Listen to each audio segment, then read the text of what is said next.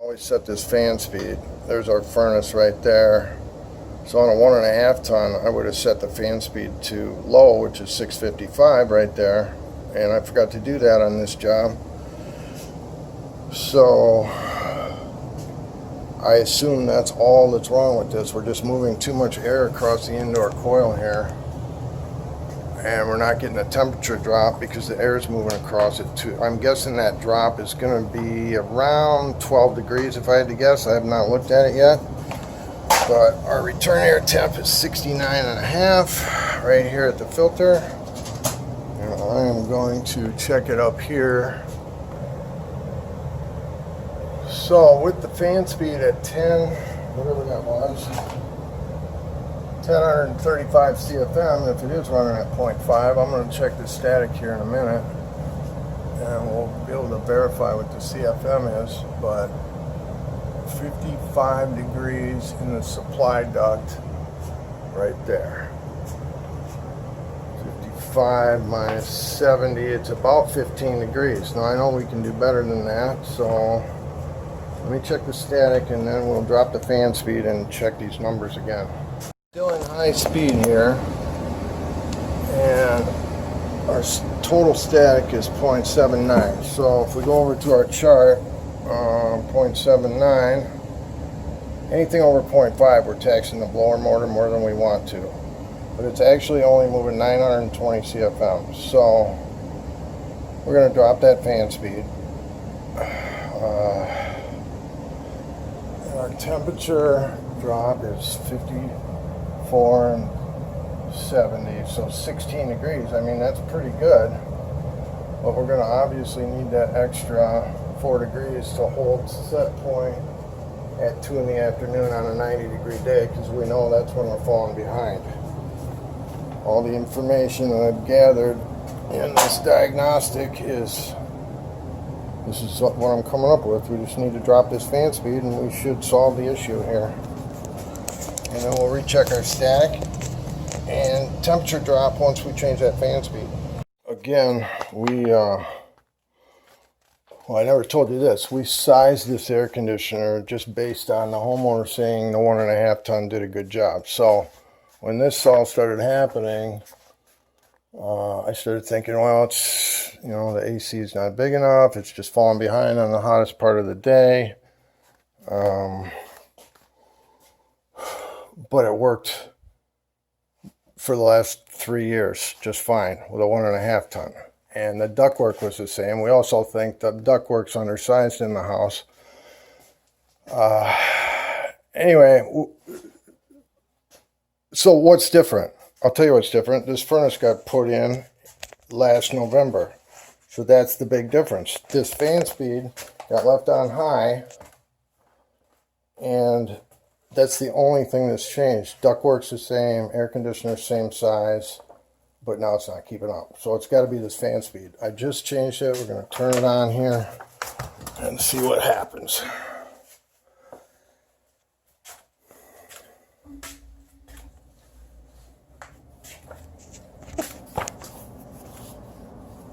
I'm not sure what kind of stat they got on up there. If the AC's running yet or what, but seems like we're in a delay, so I'll be right back.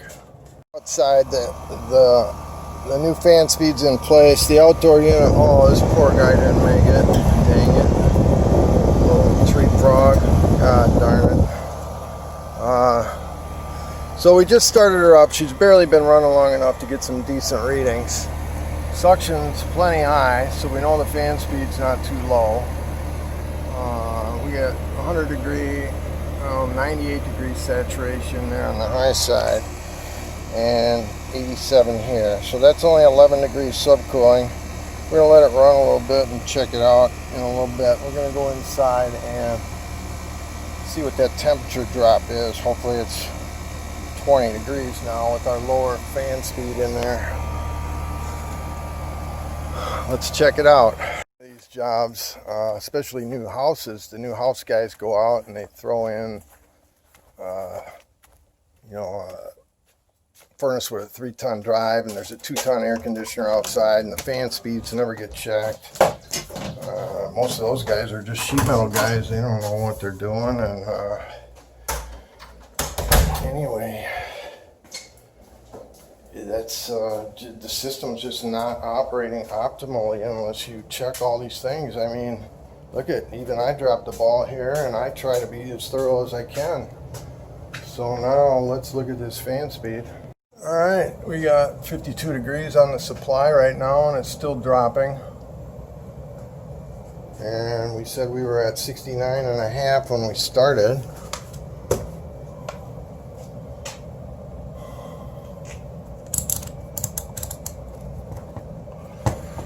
$69.5 on the return when we started. 50, so about 52. Well, it depends on what this guy's doing up here. Yeah, about 52. So we only gained a couple degrees, really. The big thing that's going to change here is our static pressure, which is now 0.44. So that dropped considerably. We were at 0.7. I forgot to write that down. I think it was 0.78. Okay, our return air temp is 69 now. And the supply temp is 50. So we're right at a 19-degree drop across the indoor coil. But what I think is we're probably a little bit undercharged out there unless those numbers have moved since I was outside. So I'm going to button this up and go see what it's doing outside.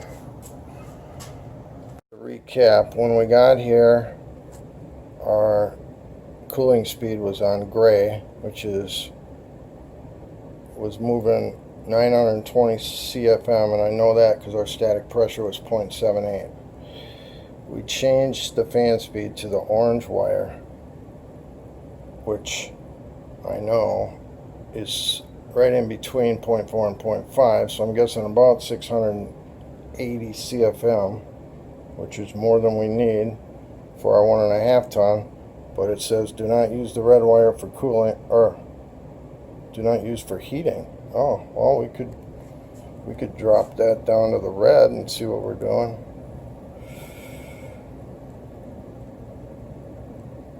Alternate cooling. All right, let's try that.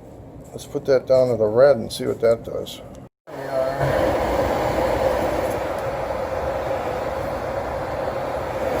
Changing fan speeds, it's just moving these wires around. So we have the orange on spare, the gray is high, that's where cooling was. We put that on spare.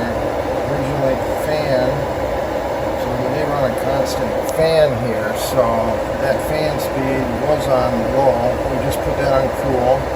We're going to see how much our temp rise drops with cooling on the lowest speed possible, which should move. Well, see, that's not going to move enough air. Well, we'll see what the static is. The static would have to be down at 0.2 in order to be able to use that for cooling.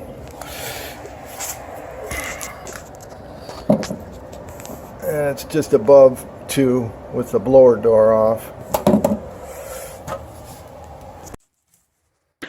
Getting to the end of this thing here. So I got it on the red wire for cooling now.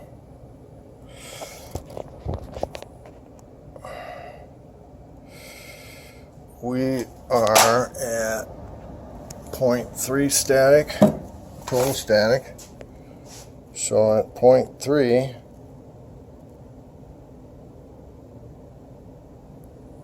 with the red wire, we're moving 555 CFM. And our minimum allowable is 350 CFM. 1.5 ton unit times 350 is 525, and we just looked up here, our static's 0.3, and we're moving 555 according to this chart, so we should have plenty high suction pressure outside when we go out there to wrap it up. Now our temperature drop is 51. We got 51 on the supply.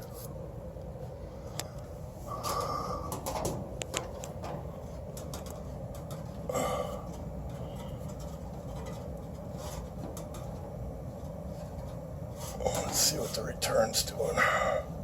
So right at 51 there.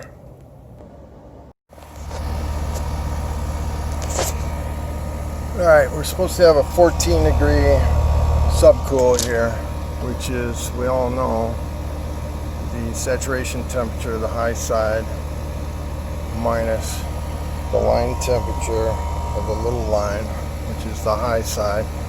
So 89.5 is our line temp. My probe has been acting up. The wire's got a short in it, so I'm lucky it's working with me moving it here. Got my new testo coming that's going to be able to read and transfer to my phone by Bluetooth, so I'll be happy to see how that thing works. Anyway, what do we got here? We got 100, 246.7 degrees there on the gauge. 107 minus 89, 99. That's overcharged. So we're going to get the reclaimer and suck some of that out of here. Charged both times we've been here in the past, the subcooling was right at 14. Now that we've got the airflow dropped, it looked like it was overcharged. So it's very important to have your 350 to 400 CFM per ton moving across that coil on the inside while you're charging the system. 91 line temp,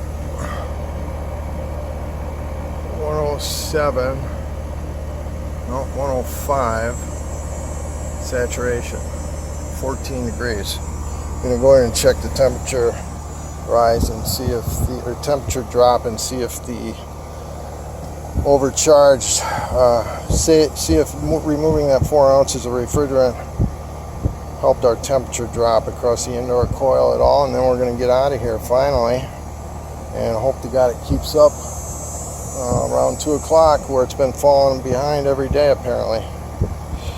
Alright, we got 65 degrees in the drop now, and I'm guessing we're going to be well over a 20 degree drop. I think it was about 16 when I got here. 65.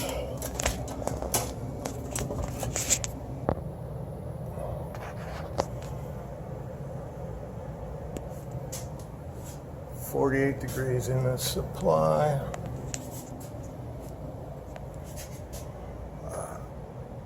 Okay, so if this does not solve the problem, all we can do is add some return to the house, because everything is dialed in perfectly. Nothing has been overlooked at this point. With the fan speed, ductwork, coil opening, everything's open.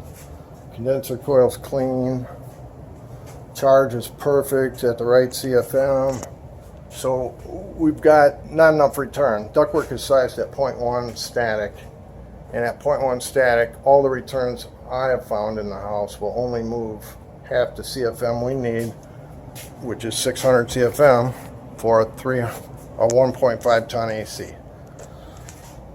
So we'll see what happens at the hottest part of the day here when it normally falls behind. We had 48 in the supply most recently, and I jumped down here and we got 67. So we have a 19 degree drop right now. That's the best I've seen it. I think we gained 3 degrees with changing the fan speed and adjusting the